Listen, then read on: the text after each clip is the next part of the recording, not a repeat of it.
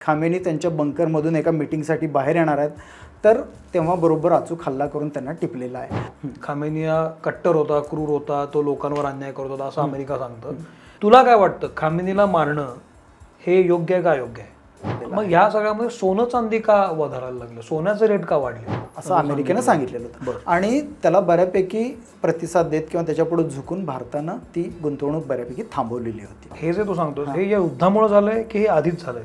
हा जो तोटा आपल्याला झाला आहे तो भरून काढण्यासाठी आपण काही करतोय की नाही? भारतीय नागरिकांची सुरक्षितता हा एक महत्त्वाचा मुद्दा पुढे यायला लागलेला आहे. येत्या काळात समजा असं म्हटलं जातं की तिसरं महायुद्ध आहे काही, तर तिसरं महायुद्धामध्ये पण समजा जर 2 गट झाले तर भारत काय करेल? चीनवर खूप अवलंबून आहे. म्हणजे आमचा माल इकडून इकडे न्यायचा आहे तर जहाजं चीनची वापरली जातात. ट्रम्प योग्य करतात का आत्ता चुकतंय, काय वाटतं? या सगळ्या जगभराच्या इंटरकनेक्शनमध्ये भारताचे मित्र कोण आहेत? यस